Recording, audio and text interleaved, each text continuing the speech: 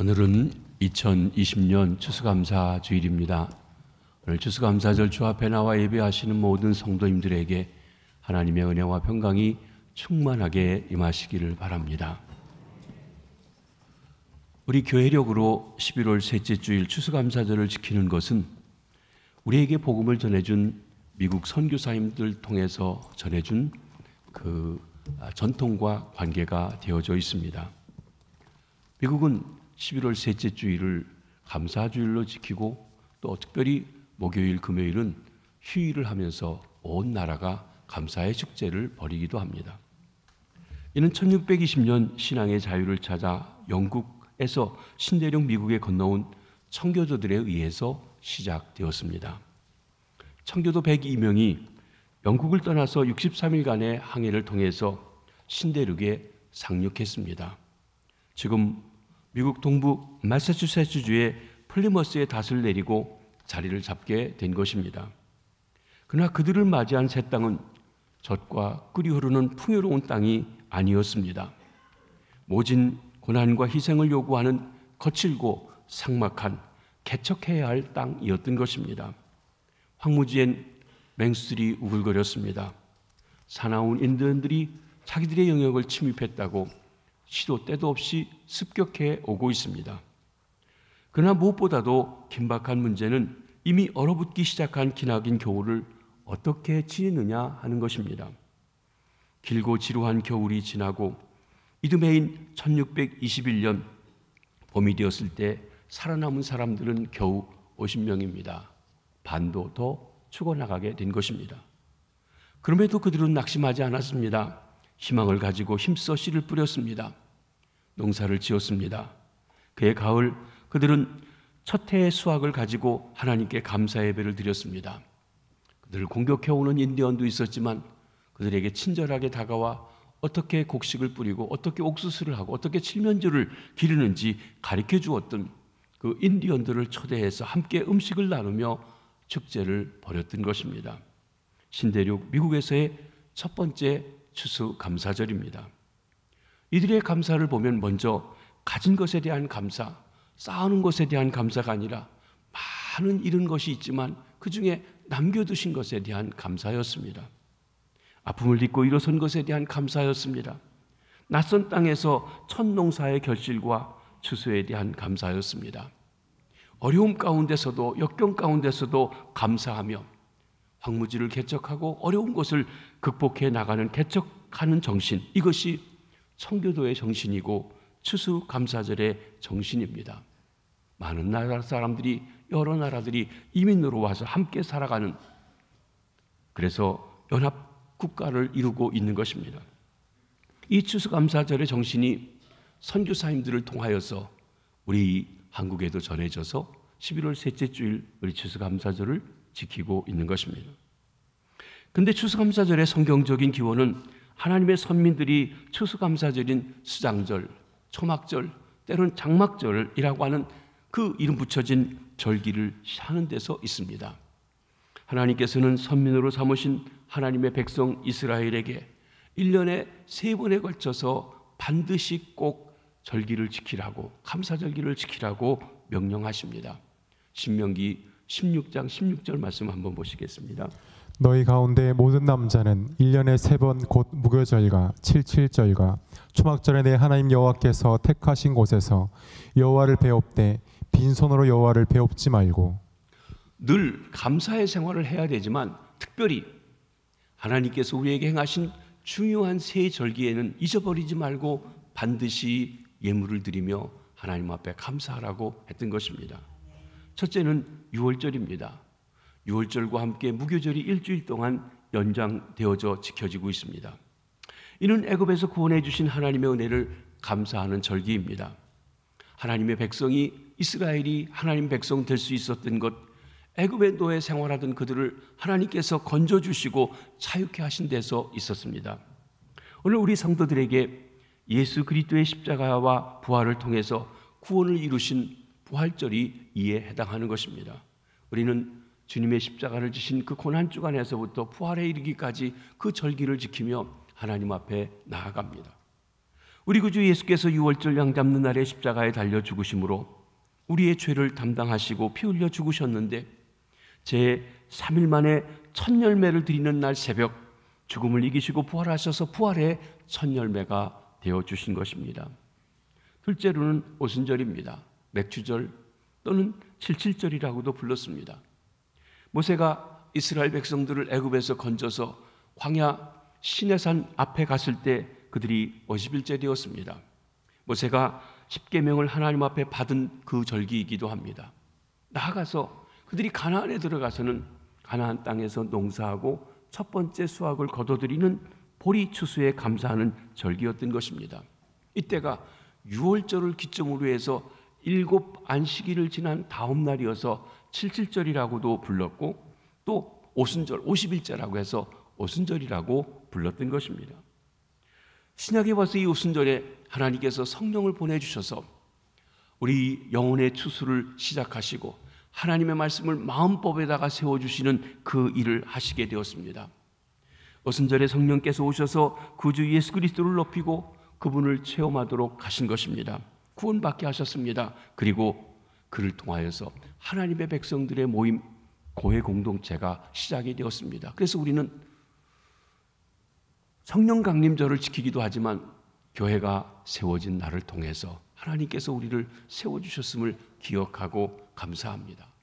우리는 교회적으로 볼 때는 그 기간 동안에 특별히 부흥회도 하고 하나님 앞에 기억하고 나가는 것입니다. 셋째로는 초막절입니다. 수장절이라고도 불렀고 장막절이라고도 불렀습니다. 이 절기는 가을에 거둬들인 포도와 무화과 그리고 곡식들의 추수를 감사합니다. 곡식을 거둬 쌓아놓고 하나님 앞에 드렸기에 수장절이라고 했습니다. 이 초막절은 애굽에서 나와 가나안에 들어가기까지 40년 동안 광야 생활하면서 아무것도 없는 허허벌판에 하나님이 인도하십니다. 보호하십니다. 낮에는 구름기둥, 밤에는 불기둥으로 역사하십니다. 그리고 맹수들에게서 지켜주셨습니다. 그들이 여러 가지 살아가는데 힘들고 어려웠지만 하나님의 은혜 가운데 지나갈 수 있었던 것을 기억하며 감사하는 절기입니다. 이때 그들은 들에 나가서 초막을 짓습니다. 엉성한 나무가지 같은 것으로 집을 짓고 그 가운데 지내 살아가며 일주일을 지내 살아가면서 그 고난의 시절들을 기억하고 어떻게 이런 어려운 시간에 하나님의 인도가 있었는지 공급하심이 있었는지 기억하는 것입니다. 그래서 초막절이라고도 부릅니다. 이 초막절이 우리가 지키는 추수감사절의 성서적인 기원이기도 합니다. 이처럼 하나님께서 택하신 백성 그의 자녀들에게 연초에서 연말까지 3번에 걸쳐서 특별히 감사 절기를 지키라고 명하고 계신 것입니다. 매우 뜻깊은 교훈을 주고 있습니다. 그것은 하나님의 구속을 체험한 선민이요 성도인 우리의 신앙생활의 중심이 감사해야 된다는 것입니다. 날마다 감사하지만 특별히 우리가 하나님께서 우리 위해서 특별한 일을 해주신 이것은 기억하고 잊어버리지 않고 다시금 또 반복해서 감사하고 감사하는 일을 하는 것입니다. 그날이 바로 오늘은 추수감사절, 초막절, 장막절이 되는 것입니다. 하나님께서 행하신 일을 기뻐하고 감사하며 성도 간의 사랑의 교제를 나누는 것입니다. 오늘 적지만 저희가 떡을 나누는 것도 이 사랑으로 함께 나누어드리는 그런 일들의 한 몫이기도 합니다. 우리가 할 수 있으면 좀 음식도 차려서 같이 먹으면 좋지만 요즘 코로나 바이러스로 많이 우리가 자유로워졌지만 1단계로 내려와서 그러나 아직 교회에서 음식 먹는 것은 자제해 주십시오. 금해 주십시오 하는 부탁이고 또 그것이 현재로서는 마땅한 일이라 생각해서 우리가 떡을 여러분이 가시고 함께 나누시길 바랍니다. 여러분, 성경은 우리에게 말씀하십니다. 신약에 와서 항상 기뻐해라, 쉬지 말고 기도하라, 범사에 감사하라. 이는 그리스도 예수 안에서 너희를 향하신 하나님의 뜻이니라. 우리 성도들이 항상 쉬지 말고 범사에 해야 될 3가지 일이 있는데 기뻐하는 것, 그리고 기도하는 것, 또한 감사하는 것입니다. 그러므로 오늘 사는 우리 그리스도인들이 감사해야 되는데 어떻게 감사해야 될까요? 저는 오늘 2주여간에 걸쳐 구약 성경에 있는 말씀을 드렸기에 오늘은 신약에 나오는 골로새서의 말씀을 가지고 그리스도인의 감사라는 제목으로 말씀을 드리려고 합니다. 우리 그리스도인의 감사는 내가 무엇을 얻었다든지 무엇을 수확했다는 것을 넘어서 그리스도 중심적인 감사를 드려야 한다는 말씀인 것입니다. 오늘 그리스도와 감사와의 관계 속에 세 가지 중요한 단어가 나옵니다. 15절에는 그리스도의 평강과 감사와의 관계를 말씀하셨고 16절에는 그리스도의 말씀과 감사와의 관계를 말씀하셨고 17절에는 그리스도의 이름과 감사와의 관계를 말씀해주고 있는 것입니다. 첫째, 그리스도의 평강과 감사입니다. 15절 말씀을 한번 보십니다. 그리스도의 평강이 너희 마음을 주장하게 하라. 너희는 평강을 위하여 한 몸으로 부르심을 받았나니 너희는 또한 감사하는 자가 되라. 먼저 우리는 그리스도의 평강이 우리의 마음을 주장할 때 감사할 수 있다는 것입니다. 그래서 우리가 그리스도의 평강으로 채움받아야 감사한다는 것을 가르쳐 주십니다. 사람의 마음은 복잡할 때는 감사하지 못합니다. 여러 가지 얽히고 설켜 있으면 감사한 일을 생각할 수 있는 그런 여건들이 잘 되지 않는다는 것입니다. 평강이라고 한 말 우리는 일반적으로 샬롬만 알고 있지만 여러 단어들이 구약 성경에 쓰여지고 있습니다. 히브리어로 평강 중에 하나는 마노아흐라고 한 말입니다. 이는 고요하다, 안정되었다라는 것으로 고요하고 안정된 마음의 상태가 평강입니다. 또한 평강이란 말의 히브리어로 누아흐라고 한 말을 쓰는데 이 말은 쉰다, 정착한다, 머물다는 말의 사역동사로서 평강은 어느 한 곳에 마음을 정하고 그리고 마음이 쉬는 것을 가리켜 말했습니다. 일반적으로 우리가 제일 잘 알고 있는 평강이란 말은 샬롬이라고 하는 말입니다. 하나님의 다스림 속에 그 뜻이 잘 조화된 행복한, 정다운, 안녕, 건강, 번영 등을 뜻하는 말로 이 샬롬, 평강이라고 하는 것은 행복하고 정답고 좋은 것을 가리켜 말씀합니다. 그런데 신약 성경에 우리가 지금 보고 있는 골로새서 헬라어로 기록되어 있는데 헬라어로는 에이레네라고 하는 헬라 말입니다. 그런데 이 에이레네라는 말은 결합한다라고 하는 에이로라고 해서 파송된 단어인데 평강은 우리가 노력하거나 애씀으로 갖는 것이 아니라 평강의 주님과 결합함으로 평강의 주님과 연합함으로 얻어진다고 하는 것을 말씀하고 있습니다. 평강을 이루신 우리 주님 예수 그리스도와 하나 될 때, 에이로 될 때 우리에게 완전한 평강, 에이레네가 임한다는 것입니다. 그 뜻은 평화, 고요, 안식 등입니다. 이렇게 볼 때 평강이란 그 용어 자체만으로도 뿌듯하고 좋은 것이 아닐 수가 없습니다. 그리스도의 평강. 그런데 오늘 본문 15절 첫머리에 보면 그리스도의 평강이라고 말씀하셨습니다. 참 평강은 그리스도께서 주십니다. 하나님께서 그리스도를 통해서 우리에게 베풀어 주시는 것입니다. 여러분, 하나님이 주시는 축복 중에 가장 큰 축복이 무엇일까요? 우리는 하나님 나 부자 되게 해주세요, 건강하게 해주세요, 나 출세하게 해주세요 그렇게만 생각하는데 사실 성경 전체를 통해서 볼 때 가장 큰 축복은 평강을 얻는 것입니다. 하나님께서 평강의 근원이십니다. 출처이십니다. 내가 혹은 인간의 평강을 만들어내거나 인간이 평강을 내거나 생산한 것이 아니라는 것입니다. 시편 29편 11절입니다. 여호와께서 자기 백성에게 힘을 주심이여 여호와께서 자기 백성에게 평강의 복을 주시리로다. 하나님께서는 자기 백성에게 살아가는 데 필요한 힘을 주십니다. 여러 가지 복합적인 힘입니다. 하나님께서는 자기 백성에게 하나님의 통치 속에서 오는 참 평강을 누리는데 이 평강이 하늘나라의 본질입니다. 하나님 나라는 성령 안에서 의와 희락과 평강이다. 하나님 나라를 누린다. 그 본질은 평강을 누린다는 것과 관계되어 있다는 것입니다. 우리가 평강을 누리기 원하십니까? 하나님과 가까이 하십시오. 하나님과 연합하십시오. 때론 우리가 세상에서도 기쁨을 얻고 평강을 누릴 수 있습니다. 그러나 일시적입니다. 참된 평강이 아닙니다. 참 평강은 하나님께로부터 오며 은총이며 선물인 것입니다. 요한복음 14장 27절에 우리 주님께서 말씀하십니다. 평안을 너희에게 끼치노니 곧 나의 평안을 너희에게 주노라. 내가 너희에게 주는 것은 세상이 주는 것과 같지 아니하리라. 너희는 마음에 근심하지도 말고 두려워하지도 말라. 우리 주 예수 그리스도께서 주시는 평안은 세상이 주는 것과 같지 않습니다. 그러나 우리 주님이 평안을 주신다고 해서 꽃길만 걷고 잔잔한 시냇가에만 있고 그리고 아무런 어려움이 없다는 얘기가 아닙니다.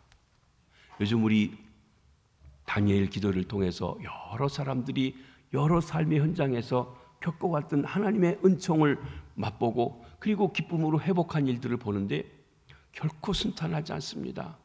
이해가 되지 않는 어려움도 있습니다. 그러나 그 가운데서 평강을 얻습니다. 이 평강에 대한 이런 예화가 있습니다.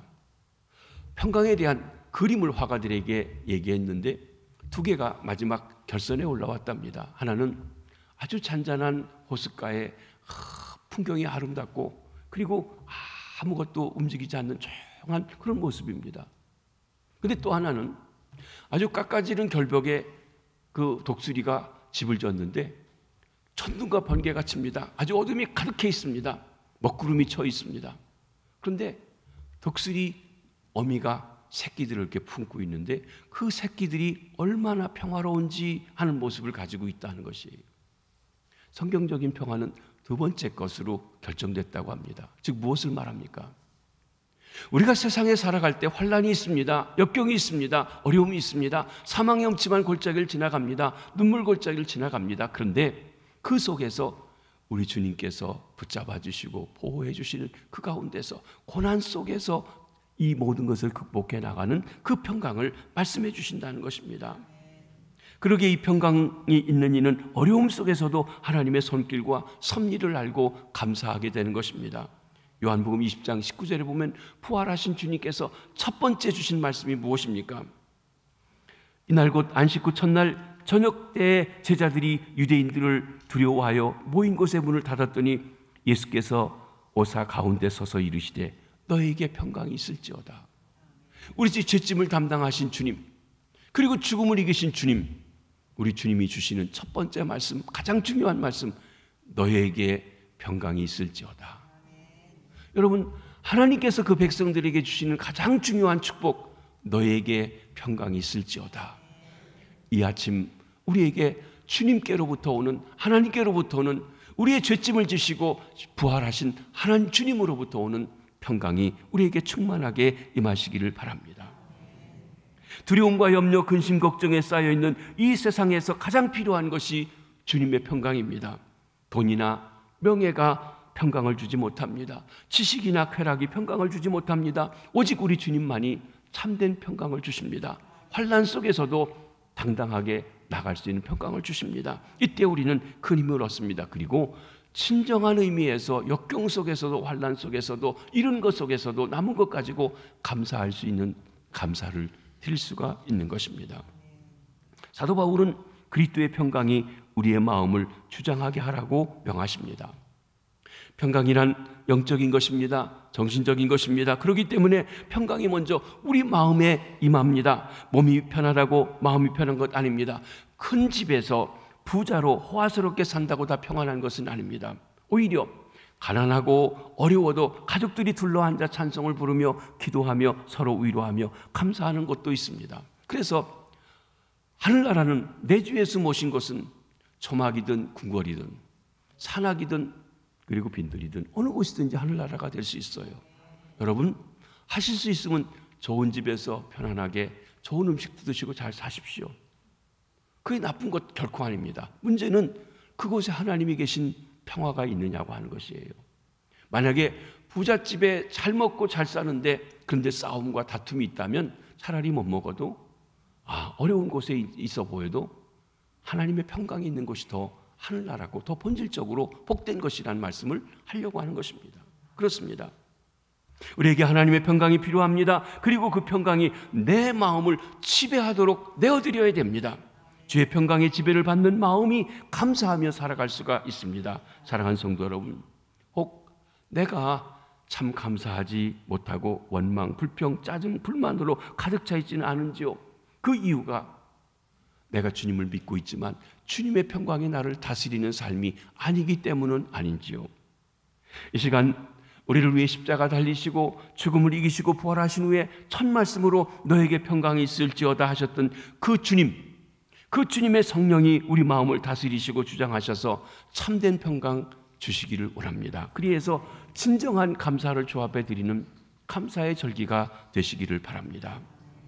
우리는 평강을 위해서 부름을 받았습니다. 15절을 다시 한번 보시겠습니다. 그리스도의 평강이 너희 마음을 주장하게 하라. 너희는 평강을 위하여 한 몸으로 부르심을 받았나니 너희는 또한 감사하는 자가 되라. 우리는 이 구절에서 내가 하나님의 자녀로 부름받은 이유와 사명을 발견하게 됩니다. 그리고 하나님의 백성들이 모인 교회 공동체, 주님의 몸인 교회 역시 그 존재 이유가 어딘지를 말해줍니다. 이유가 무엇입니까? 평강을 위해 부름받았다는 것입니다. 평강을 위해 살아가는 것입니다. 즉 하나님 나라의 본질인 평강이 우리 삶에, 우리 사회에, 우리 국가에, 온 땅에 가득하도록, 이게 하나님 나라를 이루어가는 일이라는 것입니다. 오래전 미국의 웨스트포인트에 있는 육군사관학교 입학시험 문제 가운데 미 육군의 존재 이유를 쓰라고 하는 문제가 있었다고 합니다. 각양각색의 대답이 있었는데 그 중에 가장 많은 두 가지 대답이 있었는데 하나는 미합중국에 위해서 싸우기 위해서 있다. 두 번째는 미합중국의 평화를 위해서 있다. 비슷해 보이지만 차이가 있습니다. 맞는 답은 두 번째였습니다. 어느 나라 군대도 싸움을 위해 존재하지 않습니다. 평화를 갖기 위해서 있는 것이에요. 우리도 싸우려고 군대를 60만씩이나 있고 우리 젊은 아들들을 군대 보내서 저희 때만 해도 한 34개월 이렇게 했는데 요즘엔 18개월씩 하니까 많이 좋아졌지만 그렇게 하고 있는 건 아닙니다.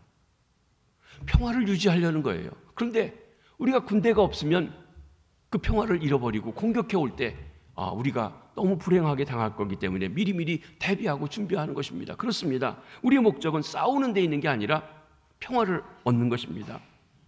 그리스도인은 왜 존재합니까? 교회는 이 험한 세상에 왜 존재해야 합니까? 그것은 평강을 주기 위해서예요. 하나님의 평강을 전하는 거예요. 이 평강을 깨려고 하는 것이 악한 세력입니다. 마귀의 세력입니다. 사탄의 세력입니다. 분열을 일으킵니다. 우리는 다시 한번 본문을 주목해야 합니다. 너희는 평강을 위하여 한 몸으로 부르심을 받았느니라. 한 몸이 된 것, 평강하라는 것이에요. 그러니까 우리는 이 몸이 갈라지도록 다투고 하는 것은 하나님이 기뻐하신 일이 아닙니다. 여기서 우리는 세 가지의 교훈을 얻습니다. 하나는 나 자신이 평강을 먼저 소유해야 합니다. 내 마음속에 그리스도의 평강이 언제나 차고 넘쳐야 합니다. 그때 내가 하나님 앞에 한 사람 한 사람이 감사하는 사람이 되고 그리스도인답게 살아갈 수 있습니다. 두 번째로는 나 자신의 몸과 말과 행동으로 평강을 일궈 나가야 합니다. 때로는 나의 눈빛 때문에, 때로는 내 말 한마디 때문에, 때로는 내 손짓 하나 때문에 다른 사람에게 상처를 줄 수도 있고 평강을 줄 수도 있다고 하는 것입니다. 우리는 내 삶을 통하여 함께 사는 가정에서, 함께 사는 교회에서, 함께 사는 사회에서 평강을 이루는 일을 위해서 목적을 가지고 살아가야 한다는 것입니다. 그런 점에서 우리는 성 프란시스의 평화의 기도가 감사절을 맞은 우리에게 하나님, 내가 주님의 평강을 누릴 뿐만 아니라 평화의 도구로 나를 쓰임받게 해주셔서 기도할 수 있게 되기를 바랍니다. 성 프란시스의 평화를 위한 기도입니다.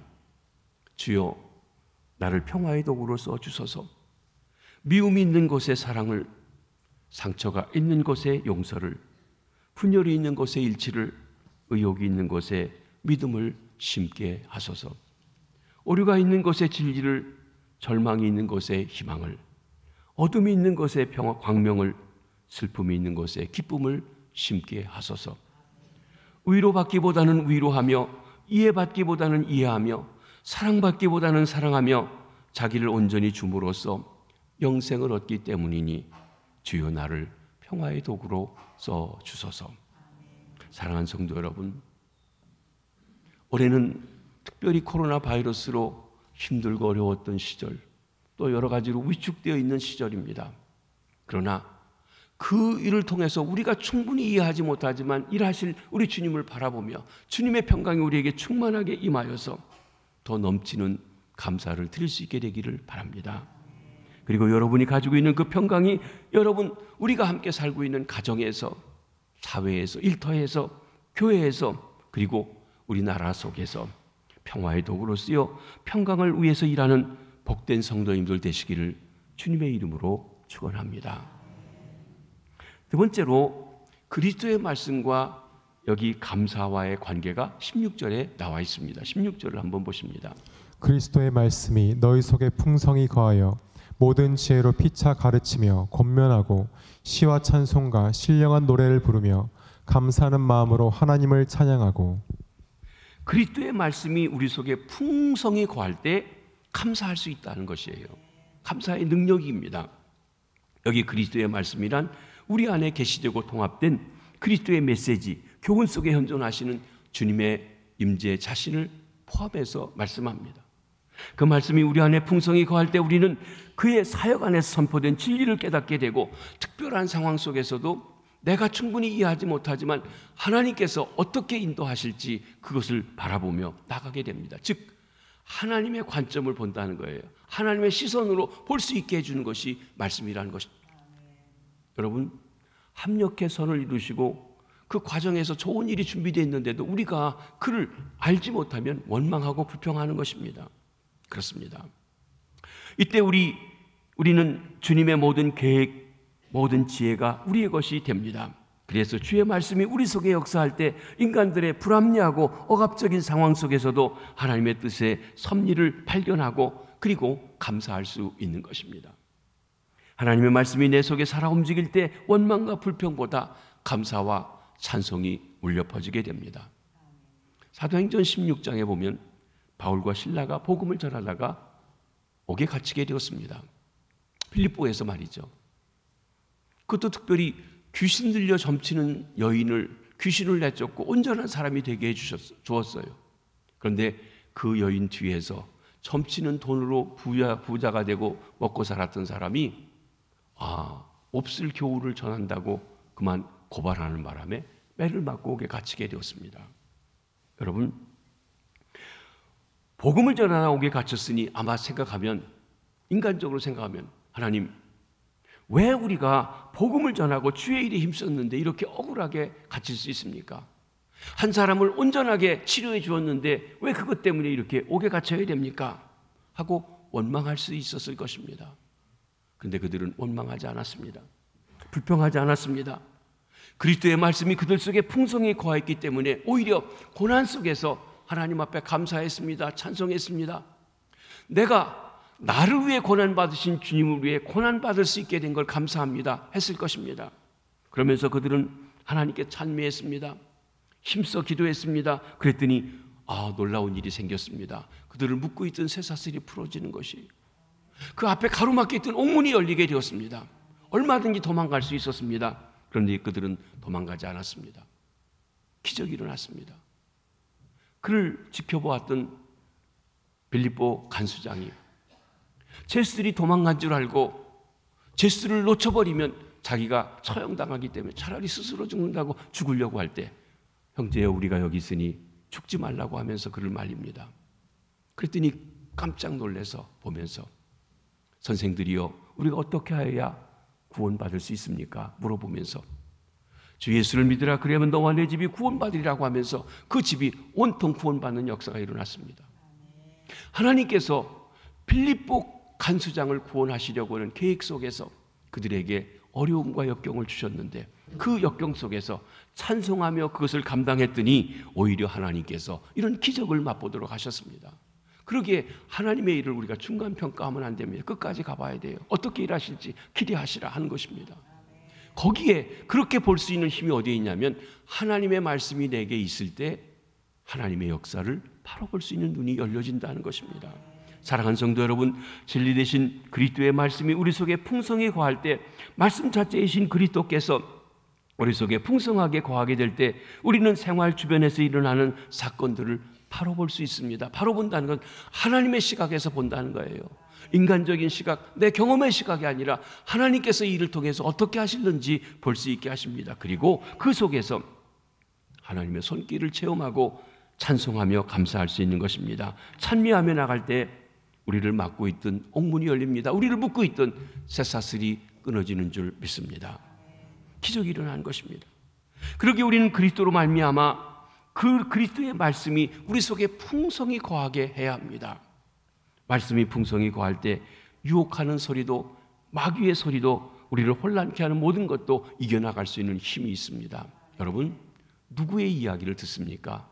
사람들의 이야기, 자기 속에 있는 감정의 소리를 듣습니까? 주의 말씀을 듣고 있습니까? 말씀이 넉넉히 먹어야 우리 영혼이 풍요로워지는 것입니다. 본문 16절에 보면 그리스도의 말씀이 너희 속에 풍성히 거하게 하라고 하셨습니다. 여러분, 우리가 교회를 다니다 보면 말씀을 많이 듣기 때문에 많이 안다고 생각합니다. 우리 한국에는 이런 말이 있죠. 서당계 3년이면 풍어를 얻는다. 서당계도 3년만 되면 풍어를 얻는다는 거예요. 죄송합니다. 그렇게 표현해서. 교회를 다니다 보면 진지하게 안 믿어도 대충 무슨 얘기 돌아가는지 다 안다는 거예요. 적당히 해도 다 대충대충은 안다는 거예요. 오늘 감사절에 목사님 맨날 하던 미국 얘기 또 성경이 똑같은 얘기 하네. 예, 똑같은 얘기입니다. 해마다 합니다. 똑같아요. 성경에 보면 비슷한 얘기가 반복됩니다. 왜 반복하냐? 반복해도 모르고 안 따라가고 하는 것입니다. 그런데 오늘 본문에 보니까 그리스도의 말씀이 너희 속에 풍성히 거하게 하라 그랬어요. 여러분, 음식을 맛보는 방법이 있습니다. 하나는 넉넉하게 먹어보고 그 음식이 어떤지 평가하는 것이에요. 하나는요, 이렇게 찍어 먹어만 봐도 맛을 볼 수 있어요. 어떤 분들은 그냥 찍어만 먹어보고 이렇다고 얘기할 수 있어요. 그러나 내게 영향이 되고 힘이 되려면 충분히 먹어야 됩니다. 말씀의 경우도 비슷합니다. 말씀을 넉넉하게 먹어야 우리 영혼이 풍성해지고 풍요로워집니다. 그런데 말씀의 맛만 잠깐 봐요. 그 목사님 이렇고 저 목사님 어떻고 누구는 어떻고 하면서 맛만 본다는 것이에요. 그래서 이 교회 저 교회 이 목사 저 목사 잘 가려냅니다. 우리 목사님 말씀 계속 들으니까 재미없어. 이분 신선하네, 이분 좋네, 이분 좋으네 해가지고 들어봅니다. 심지어는 이 교회 갔다 조금 있으면 사실 목사님들이 몇 년 지나면 비슷하거든요. 신선하지가 않아. 또 가고 온 게. 또 그래. 또 가보자. 또 그래. 그러다 보니까 말씀에 굶주려 있어요. 여러분, 집밥이 좋습니다. 집밥을 자꾸 드셔야 돼요. 나가 사 먹는 거 너무 좋아하시는 것 별로 그렇습니다. 그렇습니다. 우리가 경계해야 할 거 있어요. 말씀의 군것질 너무 하면 안 됩니다. 이것저것 말씀의 군것질을 해보지만 그것이 진정한 양식이 되지 못한다는 것이, 사실 요즘에는 인터넷 때문에 말씀을 들을 수 있는 기회가 너무 많아요.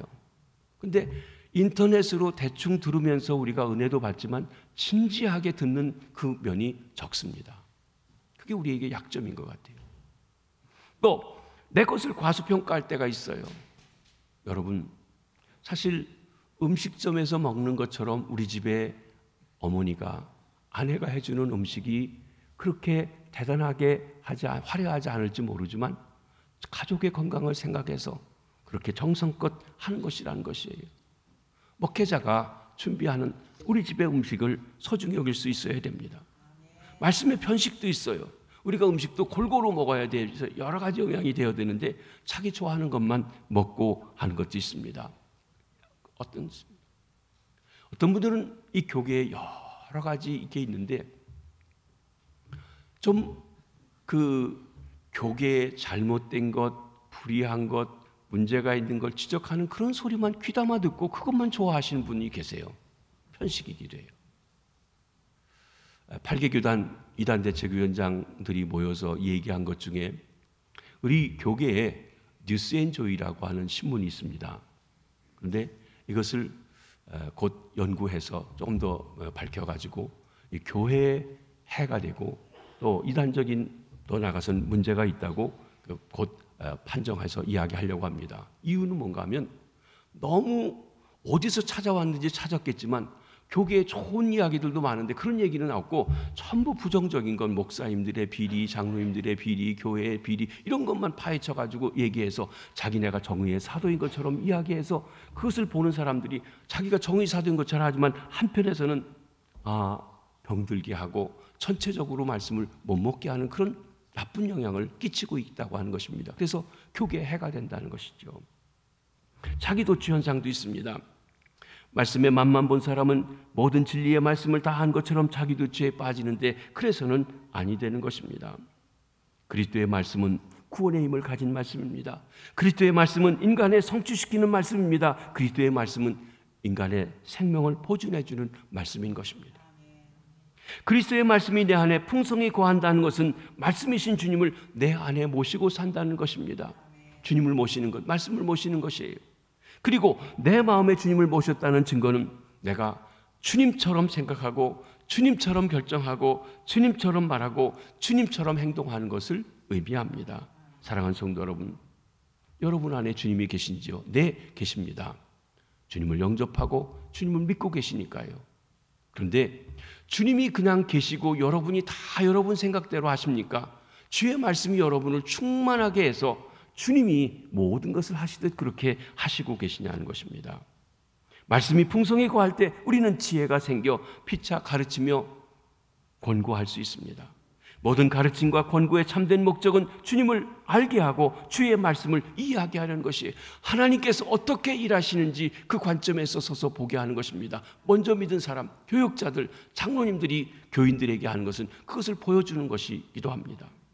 우리 교회 안에 주의 말씀이 풍성하게 거하여서 하나님의 뜻을 알고 하나님의 섭리를 깨닫는 귀한 은혜가 있게 되시길 바랍니다. 그래서 감사가 넘치기를 원합니다.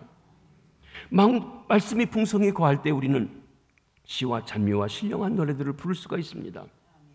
주님이 우리 안에 거하실 때 우리는 중심에서 울려나는 찬양을 하게 됩니다. 그래서 우리는 마음의 감사함으로 하나님을 찬송할 수 있습니다. 이것이 진정한 감사 찬송입니다. 여러분, 우리 찬양대원들은 대체로 음악성이 있고 노래를 잘합니다. 그러나 노래를 잘한다는 게 찬양을 잘한다는 건 아닙니다. 악보라든지 목소리가 좋다든지 해서 노래를 잘할 수 있지만 그 마음 안에 하나님의 은혜와 말씀이 충만하지 않으면 노래는 잘하지만 찬양은 별거 있을 수도 있다는 것이에요. 오히려 그렇게 노래를 못하고 맨날 똑같은 곡조로 타령을 하지만 정말 감사해서 은혜 가운데 찬양을 잘하시는 분이 있을 수 있다는 것입니다. 그렇습니다. 주님이 우리 안에 거하실 때 우리는 중심에서 우리는 찬양을 합니다. 그래서 우리는 마음의 감사함으로 찬양할 수 있습니다. 이것이 올바른 감사의 찬송입니다. 그러므로 우리는 마음의 감사함으로 하나님을 찬양하기 위해 그리스도의 말씀을 배우고 그 말씀을 묵상하고 그 말씀이 나를 역사하고 충만하게 하시기 원합니다. 내가 주의 말씀의 인도함을 받습니까? 내 경험, 내 생각을 가지고 일하십니까? 말씀이 풍성한 곳에 진정한 감사, 진정한 찬송이 울려 퍼지는 것입니다. 우리가 말씀에 풍성하기 위해 힘써 말씀을 읽기를 권합니다. 말씀을 기울여 들으시길 바랍니다. 그 말씀을 묵상하시고 또 열심히 배워 참된 감사가 넘치는 성도님들 되시길 주의 이름으로 축복합니다. 마지막 17절에는 그리스도의 이름과 감사가 이렇게 함께 나타나고 있습니다. 17절입니다. 또 무엇을 하든지 말에나 일에나 다 주 예수의 이름으로 하고 그를 힘입어 하나님 아버지께 감사하라. 우리 감사의 목적은 우리 주님의 이름을 높이는 것입니다. 우리 신앙생활의 목적은 주님이 높아지는 것입니다. 인생의 최대의 목적은 하나님께 영광을 돌리고 그를 영원토록 즐거워하는 것이라고 했습니다. 이는 하나님이 보내신 자 예수 그리스도를 믿어 그를 우리 삶에 나타나는 것입니다. 특별히 주님은 감사하는 입술을 통해 높임을 받으십니다. 감사하는 성도를 통해 하나님은 영광을 받으시는 것입니다. 우리는 무엇을 하든지 말에나 일에나 다 주의 이름으로 해야 합니다. 그러면 무엇을 하든지 다 주의 이름으로 한다는 것은 무슨 뜻이 있습니까? 어떻게 하는 것입니까? 먼저 무엇을 하든지 무슨 말 하든지 먼저 예수님을 생각하라는 것이 예수님이라면 어떻게 하실까 하는 것입니다. 무엇을 하든지 무슨 말이든지 예수의 이름에 누가 되지 않게 하라는 것입니다. 내가 한 말 때문에 내가 한 그 말 때문에 주님이 욕되지 않는지 생각하라는 것입니다. 여러분, 코로나 바이러스 감염증으로 어려운 이웃을 돕는 일환으로 우리가 사랑의 나눔 행사를 하고 있습니다. 2차로 지금 하고 있죠. 여러분들에게 우리가 10,000원씩을 드렸습니다. 여기 동상시장에 가서 물건을 쓰시라고. 오늘 오셨고 그동안 못 받으신 분은 오늘 받으시는데 기간이 오늘까지예요. 그러니까 오늘 꼭 쓰시고 가셔야 돼요. 다음에 오시면 안 됩니다. 그런데 그걸 쓰시면서 너무 이렇게 좀 야박하게 하시지 말고 너무 깎으려고 하지 말고 한 8,000원씩 하고 2,000원 내놓으라고 하시지 말고 안 거슬러 줄 거예요. 좀 넉넉하게 하시고 더 받으시라고 하고 더 주시고 그렇게 하시라. 누구 때문에? 예수님 이름 때문에. 콩나물 1,000원어치 사면서 더 달라고 자꾸 하면 그 사람은 어떻게 하겠어요? 다 돼도 적인데 말이죠. 너무 야박하게 하시지 말라고요. 우리 그리스도인이라고 하는데 주님 때문에 내가 손해를 보고 주님 때문에 넉넉해지고 그리고 이웃들에게 베풀고 해야 된다고 하는 말씀이기도 합니다. 우리의 관심은 주의 이름이 높아지는 것입니다. 나 때문에 주님이 욕받으시면 안 된다는 것이에요. 우리가 한국교회가 한때는 정말 주의 이름이 영광을 받으시고 민족의 소망이 되는데 어느 순간부터 하나님이 풍요롭게 하시고 부유하게 하시다 보니까 한국교회 성도들이 그냥 움켜쥐고 내 것 하면서 어느 순간 사회 사람들에게 덕이 되지 못했어요. 그 주의 이름이 욕먹게 됐습니다. 우리 때문이 아닌지 그렇습니다. 예수의 이름이 얼마나 크고 능력 있는가를 확신하면서 하나님께 영광 돌리는 삶을 살아가야 합니다. 우리가 예수의 이름이 능력을 의지하고 예수의 이름의 능력을 의지하고 행할 때 무엇이든지 말에나 일에나 하나님께 영광 돌릴 수 있도록 하는 것입니다. 나를 구원하신 예수님, 나의 생명이신 예수님, 나를 지키시고 보호하신 예수님, 영원하신 그 이름 예수, 그 우리 주님 예수의 이름을 힘입는 자가 진정한 감사이고 주님을 높이려고 하는 감사가 진정한 감사인 것입니다. 오늘 2020년 추수감사주일입니다. 제가 지난 2번에 걸쳐서 어려운 때이기 때문에 감사에 대한 말씀을 더 드렸고 어렵기 때문에 한번 지금까지 내가 드렸던 어떤 때보다 더 어렵기 때문에 더 큰 감사를 한번 드려보자고 했습니다. 감사한 일이 있습니다. 어느 분이 어디 여행을 가시느라고 오늘 오시지 못하게 되는데 헌금을 보내왔어요.